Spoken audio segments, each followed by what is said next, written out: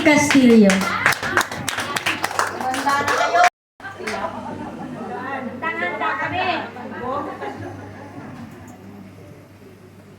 Sabi ko na madilim dito eh.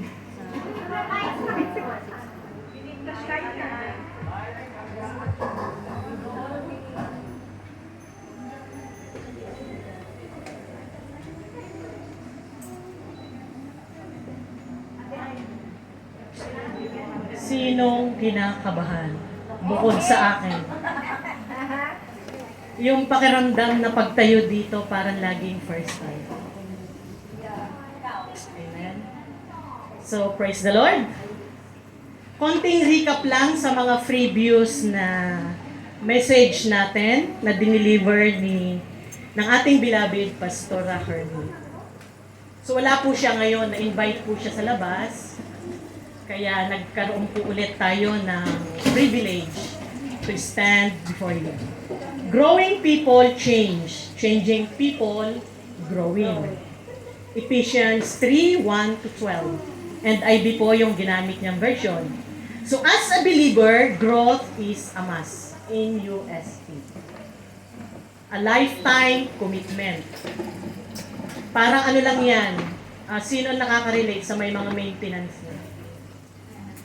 Di ba yung mga maintenance nyo, hanggat humihinga kayo, iinumin nyo yan. So ganun din po yung growth is a must sa bawat isa. A lifetime commitment. A continually life learning process. It's not just maturity, but church, it's about attitude or your character as well. Our life is like a seed that planted in God's presence. So sa spiritual growth natin, may binigay po siya na 3 key points. Yun po yung makakatulong sa growth natin. First key points, the Word, or nandyan yung ating basic lifestyle. Psalms chapter 1, verse 2 and 3. Getting into His Word deeper. Next one, prayer with a sincere heart. 1 Thessalonians 5:17. Pray with faith and expectation. Having a grateful heart that align into His Word, your situation, or your life. Third one, fellowship with one another. Yun yung mga co-believer mo. Yun yung community na kinalalagyan mo ngayon. O yung cell group na meron ka. Church gathering or fellowship is God's design for His people. A safe place. Church, a safe place to explore your faith. Klaro? Yes. God's goodness is when we act on it. The love must be our motivation. To change, not for the worse, but for the better. Church, kung ang 3 ito, binigyan mo ng pansin, pinahalagahan mo, pinalalim mo sa araw-araw ng buhay mo, I assure you, you have the courage, you have the boldness, and of course, you have the authority as a child of God to embrace the process. Gets nyo? So our theme for today, embracing the process. Our text ay matatagpuan po natin sa Jeremiah 18:3 and 4 and IB. So nasaan banda ang Jeremiah? Nasa kwantong exit B2.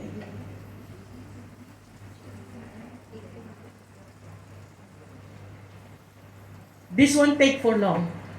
Mga 3 hours lang tayo and 30 minutes.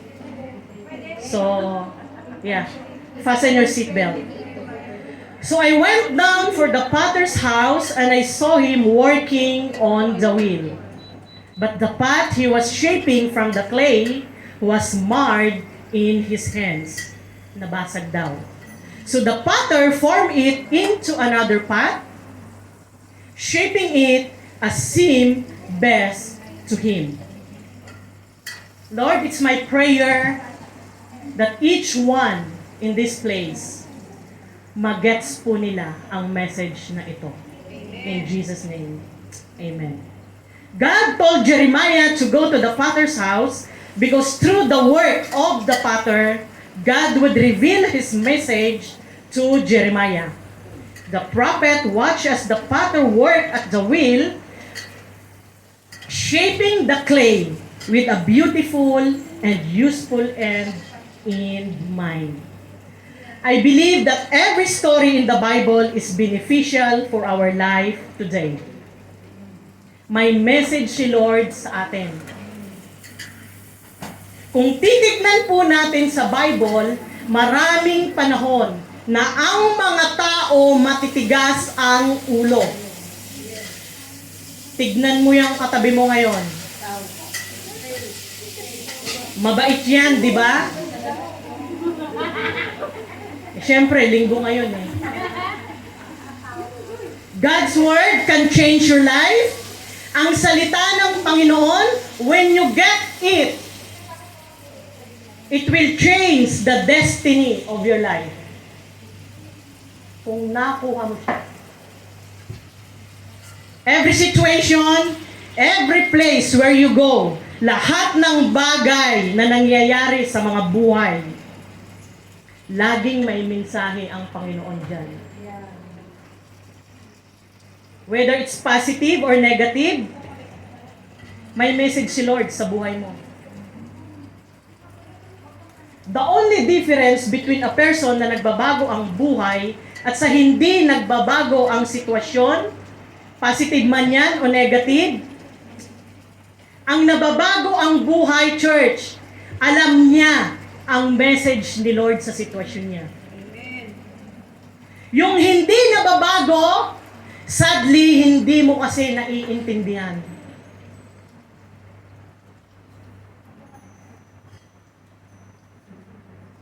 Napapasama ang buhay mo. Dahil hindi mo nakita kung ano ang mensahe ni Lord sa sitwasyon na meron ka ngayon.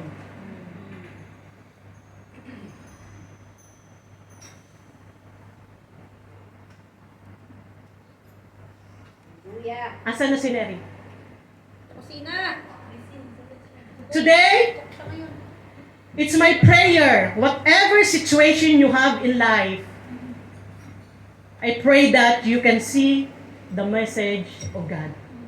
Amen. Amen? Ano man yan, sa mga oras na ito.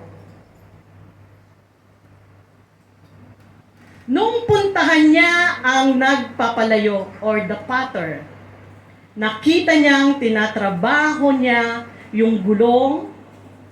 He's working at the wheel. The Bible said, nung mabasag niya yung palayok na kanyang sinishape, hindi niya ito itinapon. Walang tapon kay Lord. Walang tapon kay Lord. Church, sinong naniniwala ngayon? The best is yet to come. Amen. Sa ating mga buhay. Amen. Hindi lingid sa atin kung anong nangyayari sa Pilipinas, di ba? Yeah. Focus. Just focus on what Jesus has done on the cross. The potter reshaped it. Nabasag, di ba? Pero hindi niya tinapon. Bagkos, ni-reshape niya ito. He reshaped the clay and make it into another vessel that is better than before. In other words, minsan, hindi lang minsan, sa buhay ng ate ay nyo, nabasag din ako. Pero gusto kong malaman nyo, God is in the business of reshaping our lives. And now, My life is better than before. Amen. But kaklaruhin ko, hindi tayo exempted sa challenges. Sinubok man ng panahon, pero pinatatag ng Panginoon. Amen. Amen? Balikan lang po natin ano ang sinabi ng Jeremiah 18:4. But the jar he was making did not turn out as he had hoped. So he crushed it into a lump of clay again and started over. NLT po ito. Yung unang binasa po natin kanina is NIV, March ang ginamit. Sa NLT, hope. Church, ang Lord pala, meron siyang hope sa'yo. Amen. Amen. Nabigets niyo? Yes. Nagiging malinaw na? Lloyda? Amen. May pag-asa para sa'yo. Kaya lang, may panahon na hindi mag-turn out yung gusto ni Lord sa buhay mo, sa buhay ko, sa buhay natin. Bakit? Ba't hindi yan nangyayari? Dahil ikaw, dahil ako, dahil tayo na ang may desisyon nun. Kung ano ka ngayon.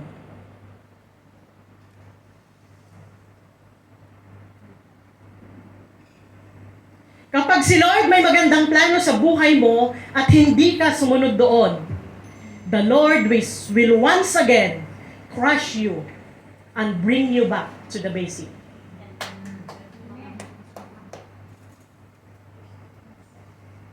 But the crushing, church, remember, but the crushing is for the making.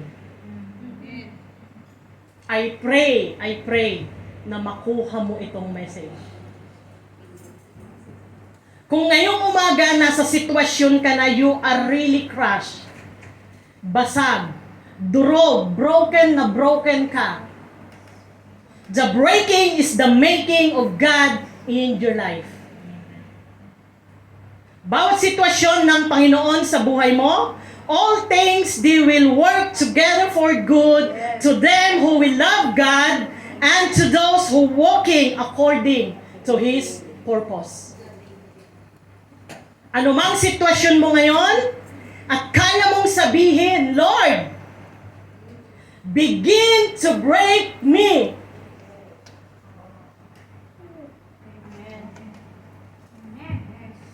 Amen.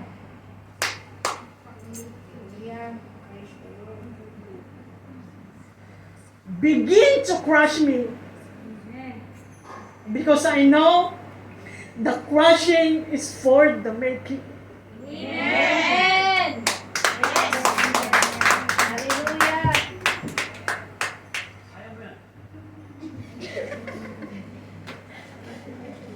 Praise God.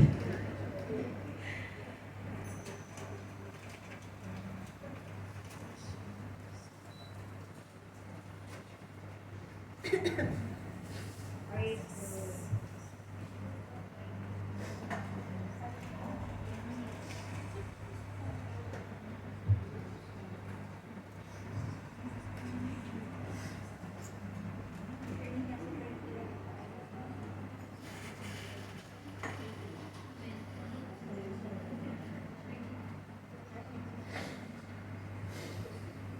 So this is a visual metaphor. When God is teaching Jeremiah, God is teaching the church sa relasyon niya sa Israel. And today, we are the spiritual Israel. And today, the potter has the power to shape a nation. The potter has the power to shape a family. The potter, his name is Jesus, has the power to shape your life. Kapag si Lord ang nag-reshape ng buhay mo, church, grabe. Yung value mo, tumataas. Ang buhay mo, gaganda ng matindi. God has the power to shape and mold our family, our nation, and every individual in this place. Amen. Amen. Amen? However, God still give you the power to choose. Si Lord, gentleman naman lagi yan. Maginoo. Lagi pa rin niya tayong bibigyan ng karapatan na pumili sa tama at mali. Kung sa Panginoon ka ba, o sa demonyo ka, nasa sayo na yan. Hindi ka niya pipilitin. Hindi ka rin robot. Bakit? Because people can choose to turn away from sin or you will embrace the sins. Choice mo na yan. We can also see here the sovereignty of God. Hindi siya pwedeng pagmalakihan because He is sovereign. He created the heaven and earth, ikaw at ako, nilikha ng Panginoon, at hindi pwedeng sa mali nating nagawa ay may kasalanan pa si Lord doon. Hindi ganun yun. Church, we need to understand the importance of submission to the will of God. Bakit po? Because He is the potter and we are the clay. Amen? Amen? And it's my declaration today. Each one of us will follow Jesus. Our choice is to become righteous and holy. Amen? Minsan hindi natin naiintindihan bakit nangyayari ito. Bakit ganyan ang buhay mo? Bakit ganyan ang sitwasyon mo?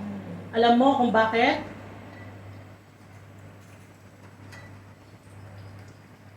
Because God is sovereign.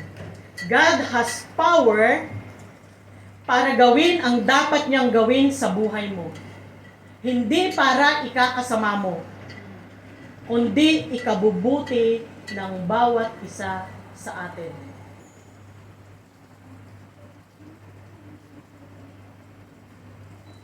Ayaw ni Lord na mapasama ang buhay mo. Yes. Sabi ko nga, bakit ganyan ang sitwasyon mo ngayon? Choice mo po yan. Ikaw ang nagdesisyon niyan. Ano ang isang promise ni Lord? For I know the plans I have for you, declares the Lord.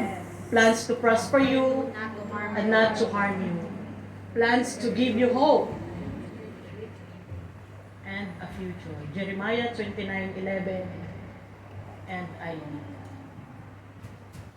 The Lord is sovereign that we need to submit to His word, submit to His will in our life, because the path cannot do anything. Walang magagawa ang palayo. Ang may kontrol, ang may kapangyarihan sa ating buhay ay ang kamay ng Panginoon. Amen? Amen. Lahat ng nawasak at nasira sa iyong buhay, kung ikaw ay basag ngayon, wasak ang buhay mo, may pag-asa ka. Lahat tayo may pag-asa. Bakit? We have a potter. His name is Jesus and we are the clay.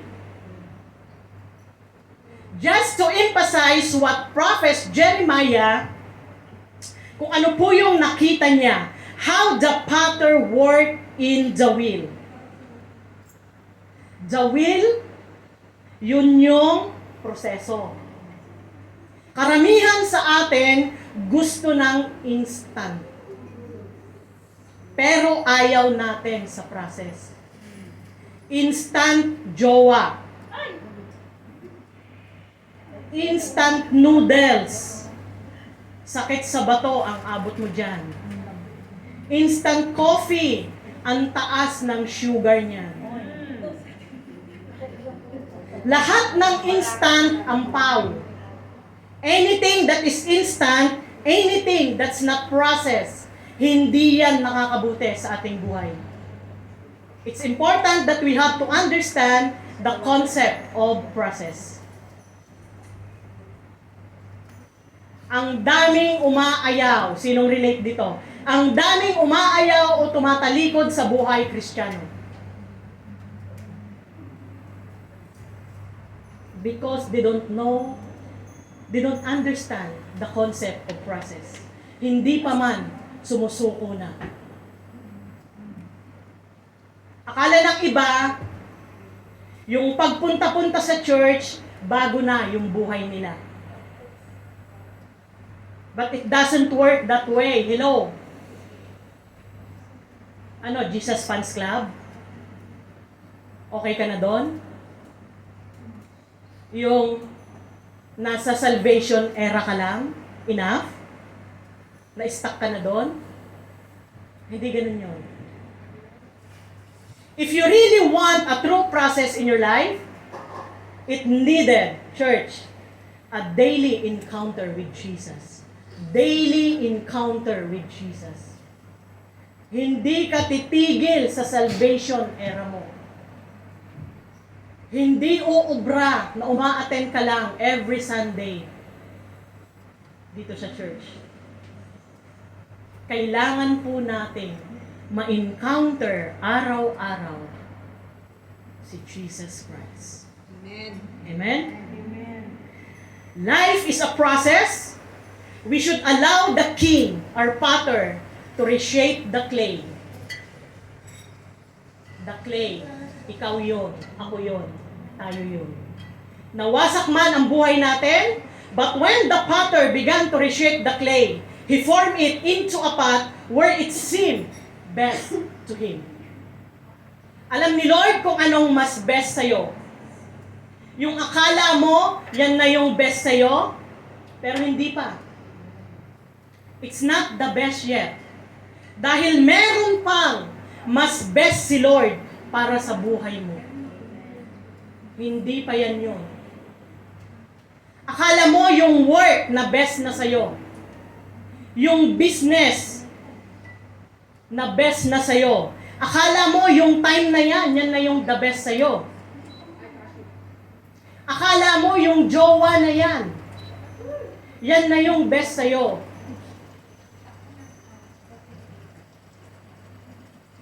Church, if you will listen, the best na para sa'yo,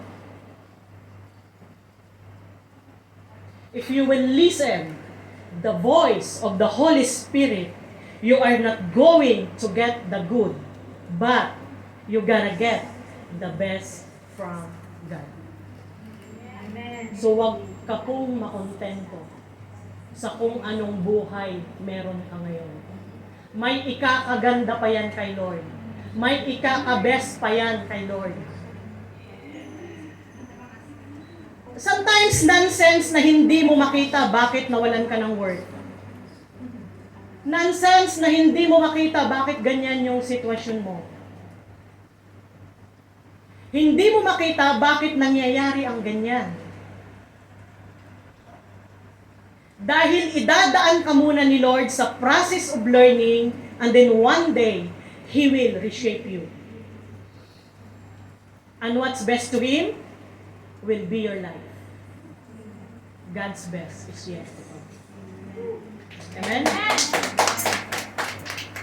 Hindi po biro ang tumayo dito. Alam ng ilan yan, tumatayo dito. During the preparation of the message for today, napaka-importante na ma-encounter ang message. Na ma-preach muna ng bawat isang preacher yung message bago tatayo dito. I-preach mo muna yan sa sarili mo. Kasi kung hindi po natin ito na-encounter, para lang tayong nag-storytelling.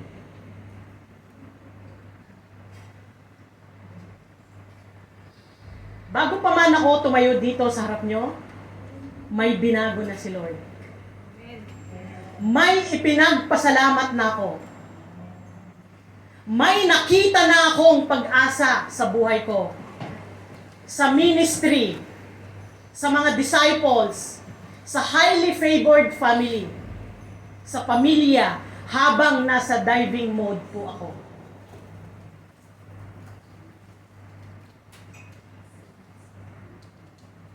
God reshape my heart. Amen? Hindi biro. Ang nakaka-excite doon, kung kailan may challenge ako, kung kailan may bagyo sa harapan ko, hindi yung bagyong nasa Pilipinas ngayon. Doon ako mini-message ni Pastor. Ramdam ko na yun, Monday pa lang. Hindi siya mawala-wala sa isip ko. Pinag-pray ko siya, baka sabi ko kailangan ni Pastora ng prayer. Kasi alam naman natin, higit kanino man, kung sino ang nangangailangan ng mga prayer support natin, ay yung pastora natin at ang mga leaders. And then, eto na si message. Naimbitahan daw siya sa labas, so take over. Ang reply ko, Pastora, ramdam ko na to. Yes, I will stand and praise God for another privilege. It always feel like first time yung tumatayo dito. Kasi doon ko mas sinusunggaban yung pagkakataon. Na habang may challenge, may bagyo sa harapan ko, doon ako mas magsusumiksik. Doon ko mas igagrab yung pagkakataon. Hindi ko naging practice yung kung may problema ka, i-isolate mo yung sarili mo. Doon ako mas nagpapapansin kay Lord. Praise the Lord. Grace ni Lord. Amen. Grace lang ni Lord.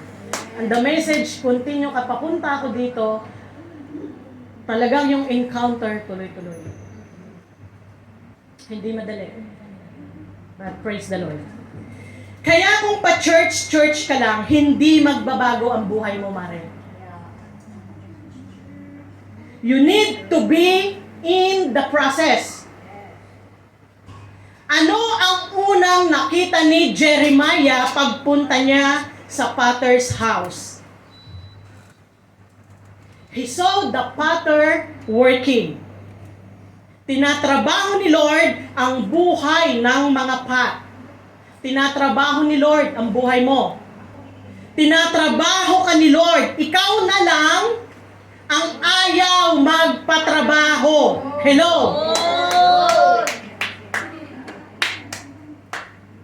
May gustong gawin si Lord sa buhay mo, baka ikaw na lang o baka ako na lang ang umaayaw sa gagawin ng Panginoon.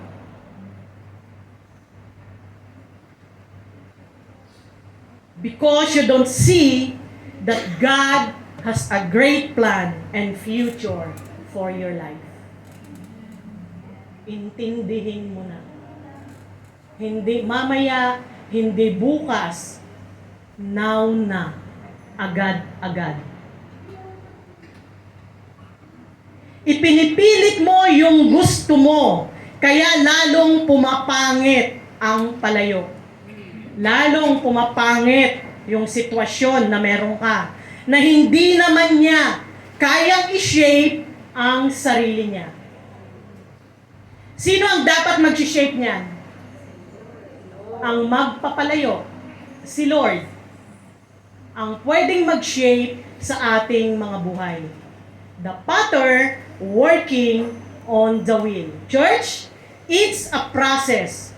Mula pagkabata hanggang sa mga oras na to, process ang ginagawa ni Lord sa buhay natin.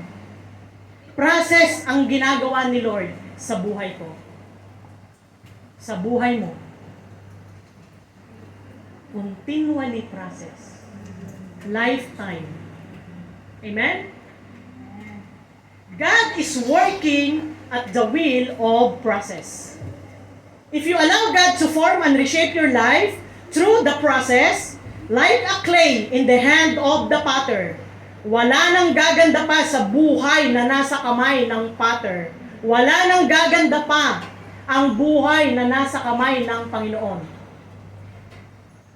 Because your future is secured. When your life is in the hand of God, your eternity is secured.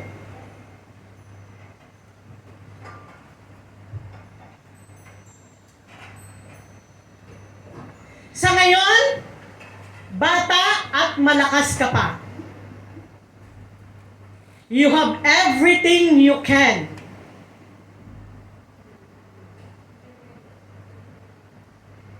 You have everything. You can do whatever you want. But if you are not in the hand of God, may hangganan ang lahat ng yan. Pero kung nasa kamay ka ng Panginoon, maniwala ka, if you allow the potter to process your life, may mangyayari, hindi lang sa lupa, gaganda ang buhay mo. Makakasama natin ang Panginoon one day at the feet of Jesus in heaven. We are going to enjoy the eternity. Amen. Amen? Amen. Nagigets nyo na? Amen. Introduction pa lang. So, sinong gusto ng eternity with Jesus? Sinong gusto ng eternity with Jesus?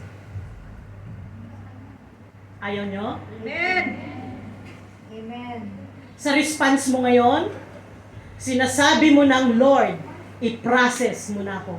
Amen. Trabahuin mo na ang buhay ko.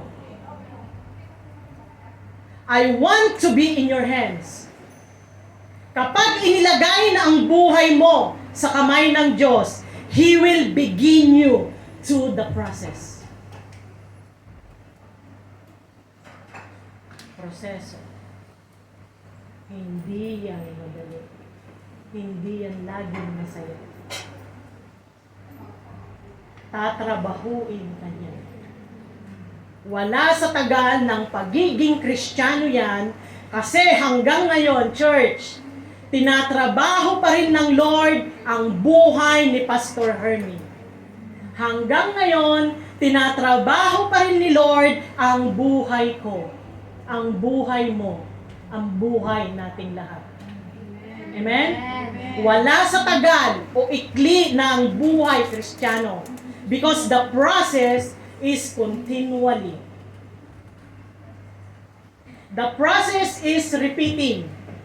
May panahon na ang ganda mo na.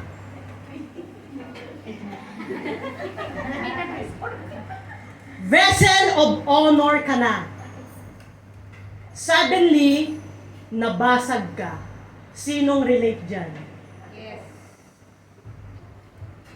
Bakit?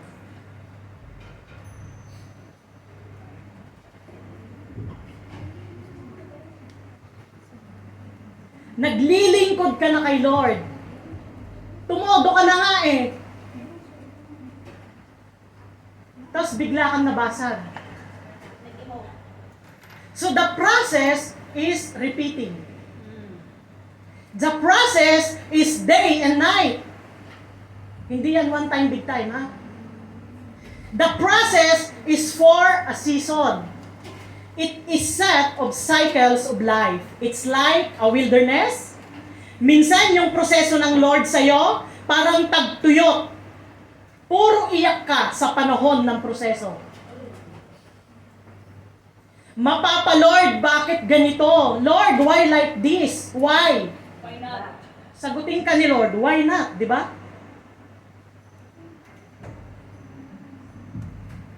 Because the process is a time of weeping. Iiyak mo lang yan kay Lord. And He will give you a word. You shall overcome any difficulties. But church, I remind you again, it's a process. Proseso po. Karamihan sa atin, inaayawan ang proseso. Di pa man nagagawa, inaayawan na. Wala pong instant kay Lord. Sinong gustong instant? Yung bigla kang mananalo sa loto. hindi ka naman tumataya.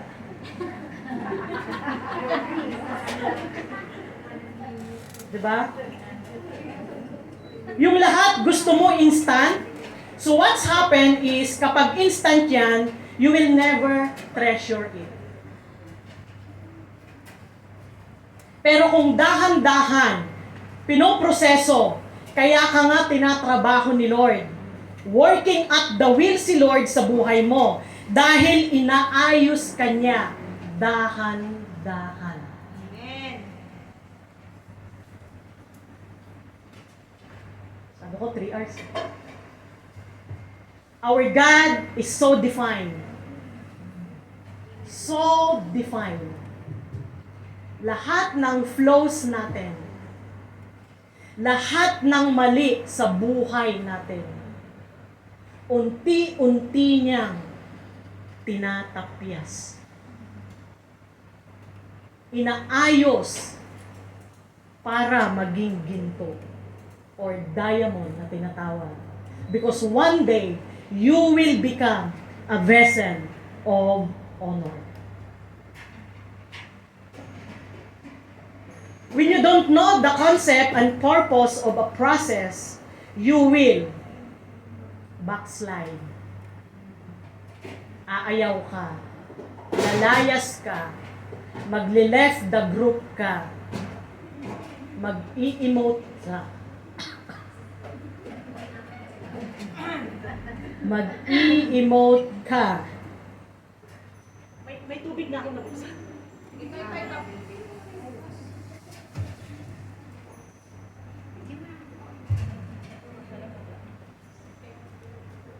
And the sad thing is, your love will grow cold.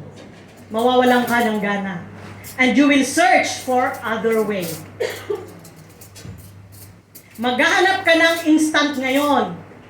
Yung gusto mo, instant worship leader ka. Agad-agad. Pero hindi ka naman nag-i-engage sa cell group. Hello? Yung instant gusto mo, tatayo ka na para mag-preach o magturo.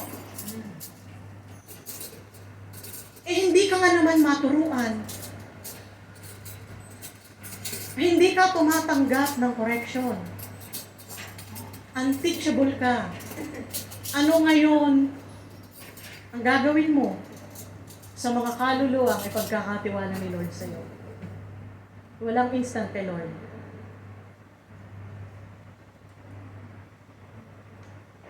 Wala pong ganyan. It's always, church, a process. A process. A process.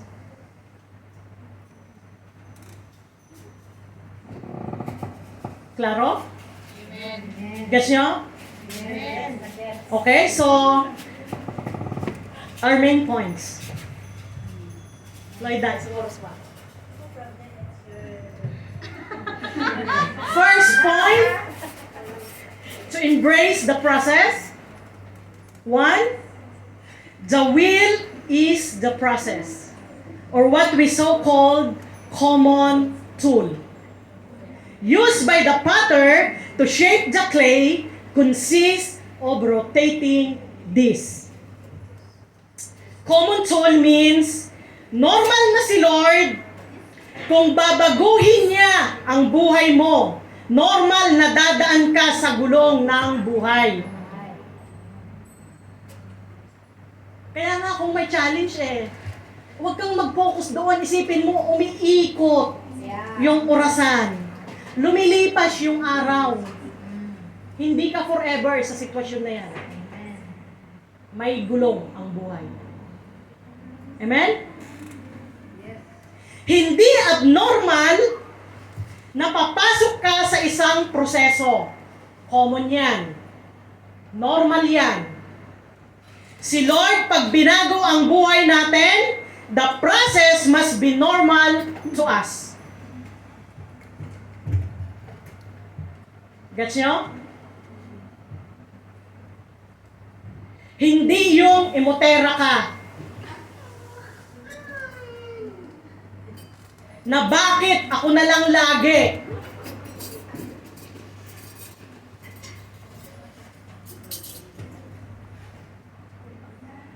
Diba, Ronly?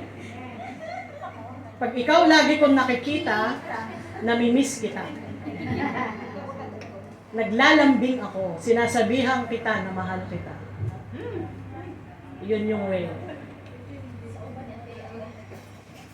Normal na si Lord,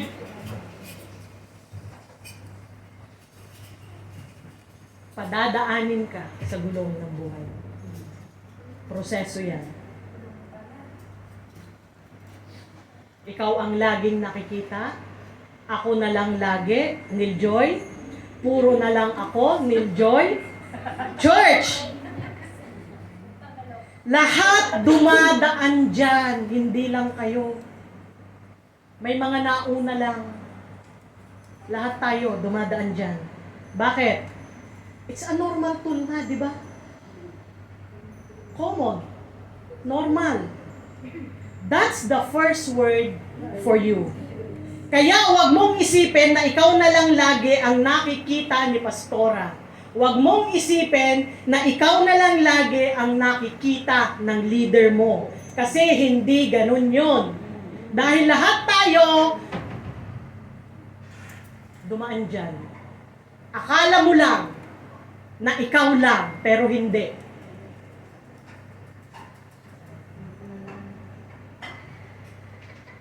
Ganto.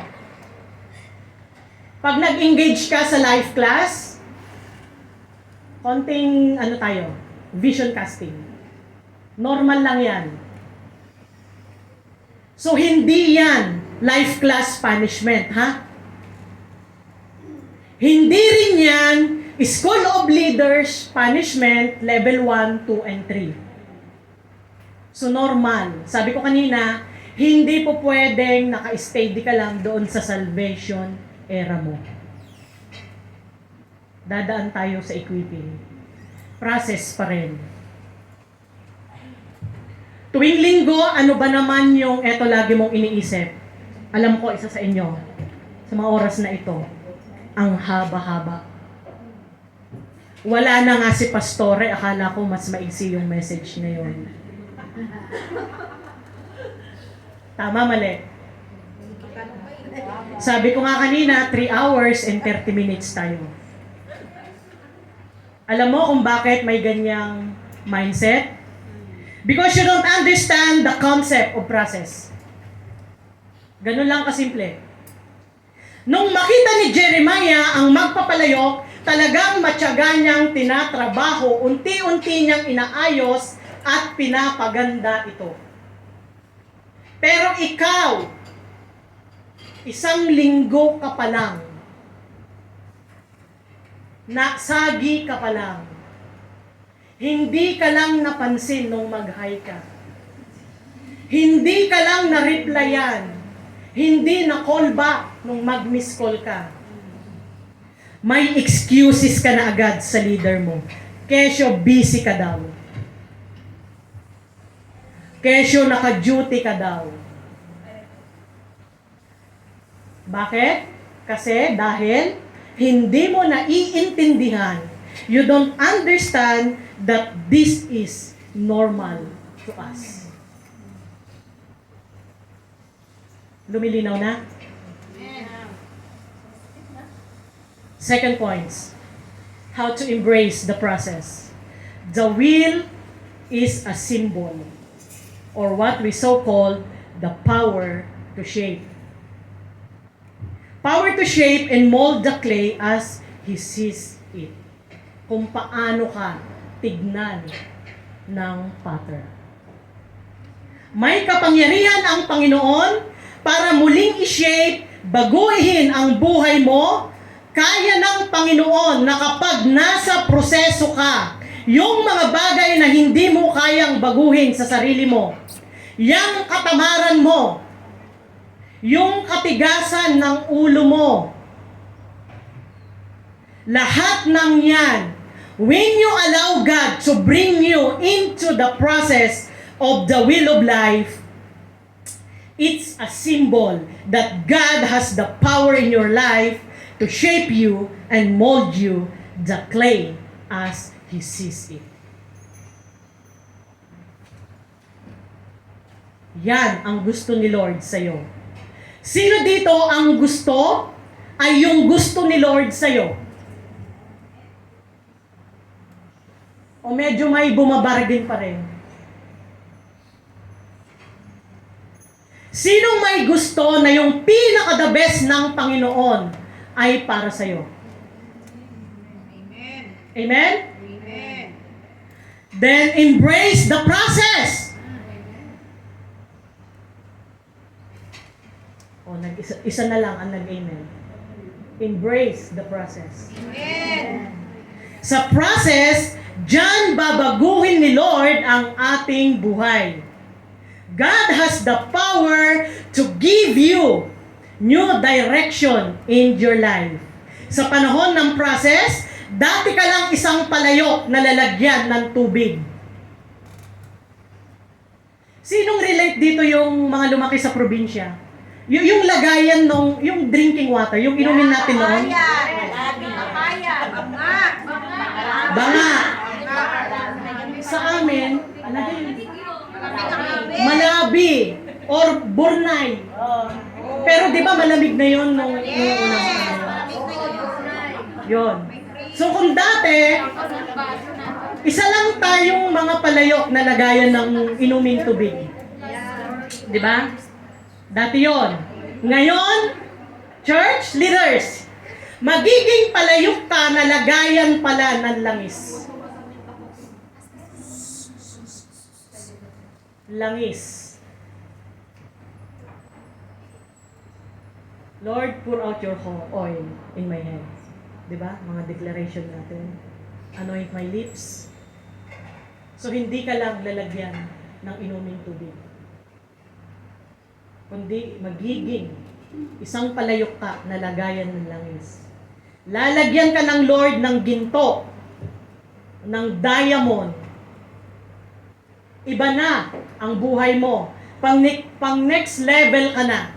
Yung anointing mo, mas tataas na. Bakit? Because God has the power to shape you.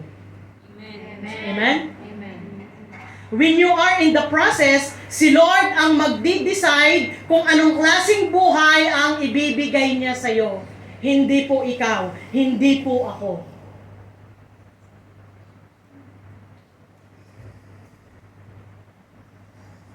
Pero kung umaayaw ka sa proseso ni Lord, dahil hindi mo naiintindihan, ate, ayaw ko na, hindi naman ako para dyan. Dahil hindi mo naiintindihan yung concept ng process. You don't understand the power of the one who shapes our lives. Nagigets po natin? Mahalagang magkaroon tayo ng understanding that Christian life is not always like a bed of roses. Matinding proseso ito. Sabi ko nga, hindi laging masaya ang sumunod. Darating tayo sa pagkakataon na sugatan ka na kahit yung pananampalataya mo duguan na. Pagapang ka na nga eh.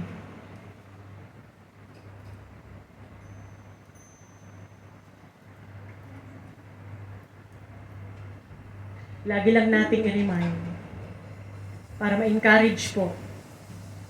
Encourage po natin yung mga sarili natin na proseso yan. Kailangan talagang dumaan ka dyan. Amen? Amen? Matindi. May discouragement, parang aayaw ka na, aabot ka nga sa punto. Sabi ko nga kanina, pati yung faith mo, duguan na. May mga pagkakataon, mararamdaman mo na sa highly favored ministry, hindi naman ako para dyan. Bakit? Ang daming ginagawa dyan. Kulang pa yung maghapon na day off mo. Wala ka ng time na magdora, mag-selfie,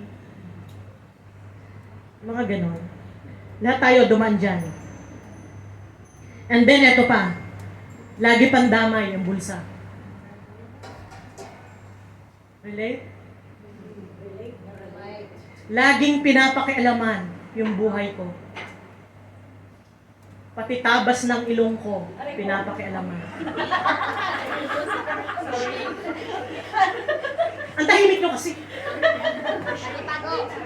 Yung may ganong hirit ka, di ba? Tinatamaan kasi. If you really don't understand the concept, any person with ignorance, because of lack of concept, lagi yang manlalamig. Mawawalan yan ng gana, mawawalan yan ng apoy, pero hindi na uubusan ng rason at excuses. Pansinin nyo. Sa lahat ng gagawin, lagi na lang, alam ko na yan, yung mga ganon. Because they don't understand the concept of process. In highly favored ministry, God's concepts, we are in the process. Ito po yung konsepto. Ang ministry na ito ay magiging pagpapala. Hindi lang dito sa Hong Kong, pati na rin sa Pilipinas. Kaya kayo nasa ipipin. Kaya kayo dumadaan sa proseso ngayon. Ang bansang Pilipinas magiging pagpapala ng Asia. At ang Asia ay magiging pagpapala sa buong mundo. So isa ka doon sa gagamitin ni Lord para maging pagpapala. Anong magiging sagot mo dyan dapat, Lloyda?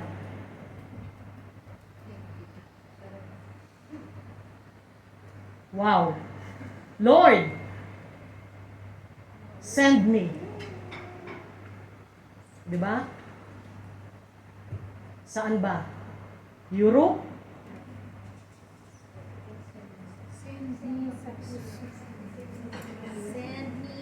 Pag nandun ka na, maalala mo ngayon itong sinabi mo. Because God is shaping every Filipino and church, live for the vision. Embrace the process. Huwag kang mainit. Huwag kang magagalit. Huwag kang mag-back off. Bakit? Nasa process ang church natin. Amen? Enjoy mo lang. Enjoy mo lang. Third one. Lloyda, last na to. Cycle of creation and destruction. Dadaan ka sa cycle ng buhay na na-create ka, naging Kristiyano ka, and suddenly the Lord will crush you, will break you to make you a better person. It feels like a distraction in your life, but God is reshaping your life in the name of Jesus. God can redeem and can transform His people. Leaders, if you are getting this message, hindi ka na muling maiinis sa proseso ng Panginoon sa buhay mo. If you are getting it.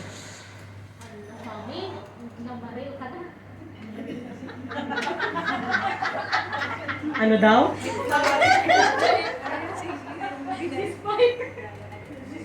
Ilan to? When the potter working in the wheel, it reminds us that God has the power in making your life, my life, our life, better than before. Kapag tinanong ka ngayon, Lloyda, kumusta ka na?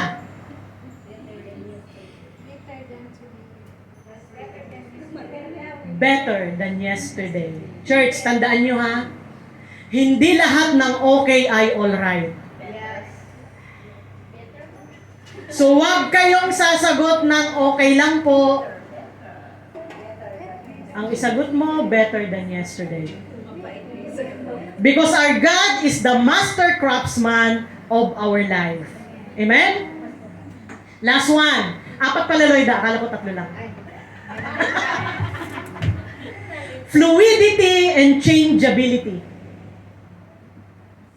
Fourth one, habang nasa kamay ka ng Panginoon at umiikot ang proseso ng buhay, there are changes that can happen. Akala mo, yan na yung the best, pero hindi, mare.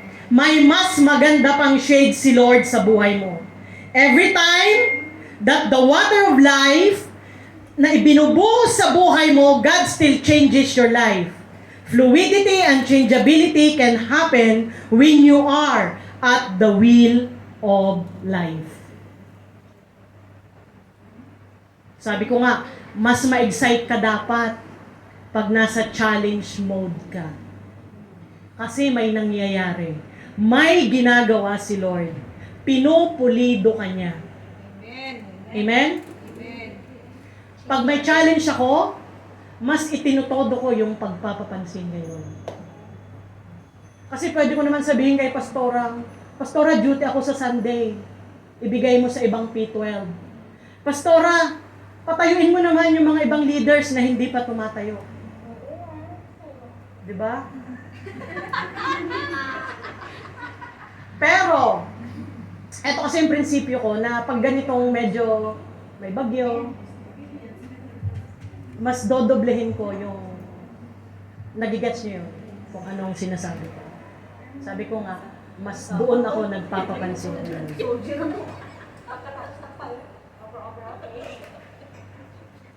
Huwag kang makontento sa buhay mo ngayon.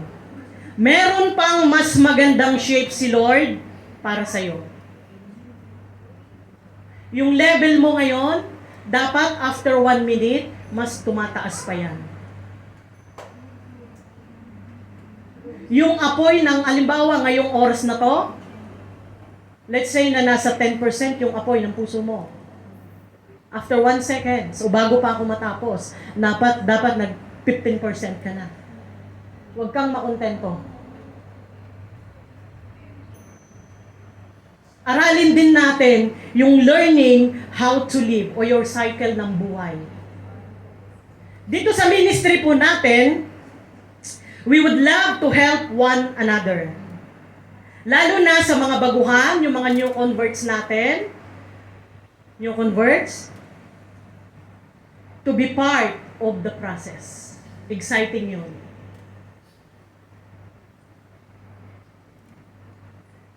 Of course, si Lord pa rin ang magpapabago ng puso ninyo. Si Lord pa rin yung magpapabago ng puso natin. Si Lord ang nag-shape ng puso ng bawat isa. Pero kailangan may gawin ang highly favored ministry. Hindi lahat ng tao, hindi lahat ng mga nakaupo ngayon dito ay alam na natin kung paano i-master yung buhay natin.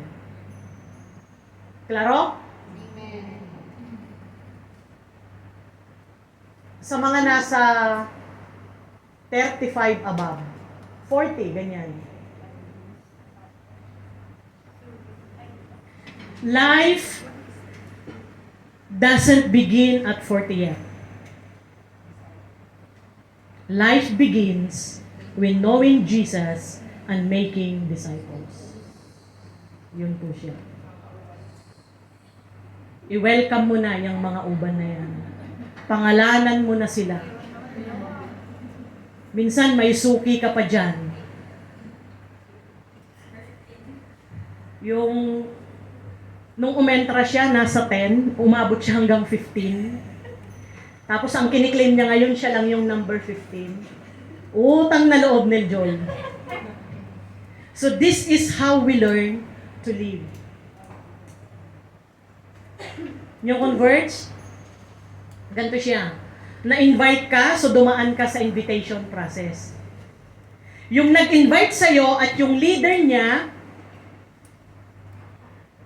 starting up new life with Jesus ka. Yun yung sunyel na pinagdaanan ninyo. Andyan yung salvation, yung repentance, pero hindi ka mai-stuck dyan.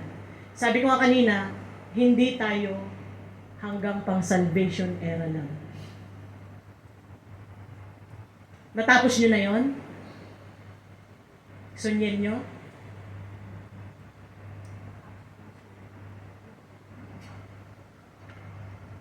After after ng sunyil mo, papasok ka ngayon sa life class. Mag-engage ka sa 65 days and 9 weeks na ikaw at si Lord, mag-day devotion ka daily. Makakasama at makakausap mo si Lord for 65 days. May guide of guides ka, may guide at manual book ka, parts pa rin yan ng process. Diyan huhubugin ni Lord ang puso mo para one day maging isang pastora Hermie ka din. Amen. Lahat tayo dumaan sa proseso. Hindi po yung na-invite ka and then after 4 weeks, tumayo ka na dito. Hindi ganun, Loida. School of Leaders, you will learn how to lead.